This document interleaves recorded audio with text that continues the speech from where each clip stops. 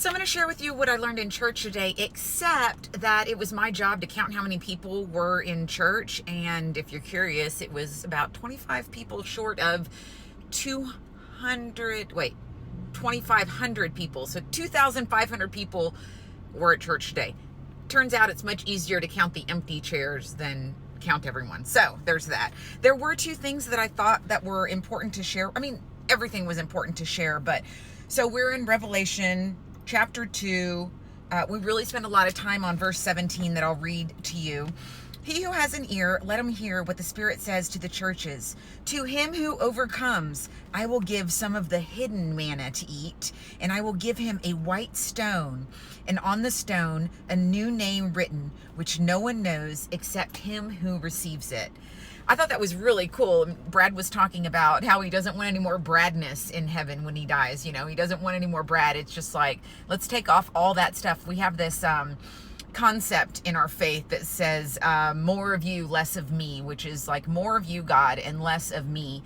I've actually even heard that so much of our personalities, like you don't even know who you are until you actually submit to the authority of Jesus Christ in your life. Otherwise, you're just repeating things that you've seen or heard or you made up on your own.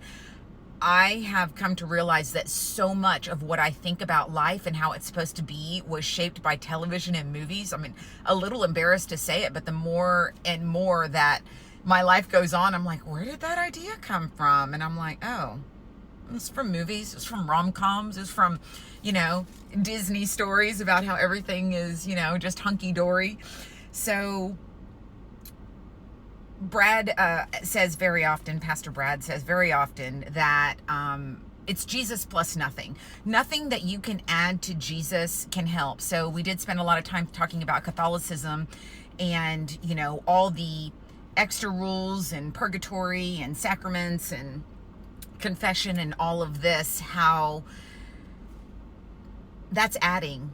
Really, it's just Jesus and having that personal relationship with him and accepting what he did for you and just asking him to continually change you.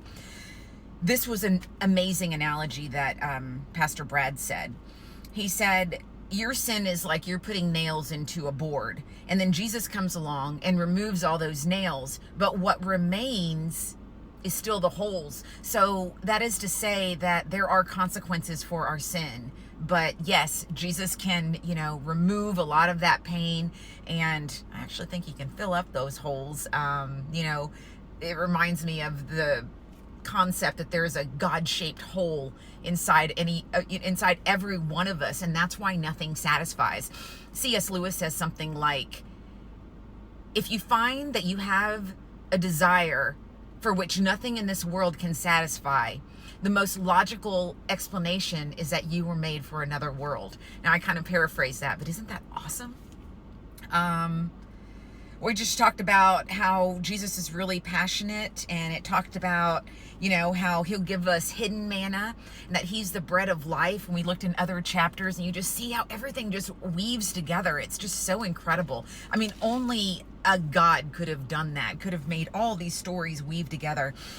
We talked about the significance of him giving us a white stone that has a new name on it. And how amazing, right? How amazing that we're going to be new creatures when we go to heaven. New bodies, hopefully, all the pain that we've experienced, all the pain that we've caused other people, all of our sin, all of our doubts, all of our fear, gone. We're just going to be these new creatures. And I get emotional just thinking about that, just thinking about how none of this stuff even matters. And we're going to get to heaven and just really want to hear, well done, my good and faithful servant. Yeah. I'm getting choked up just thinking about it.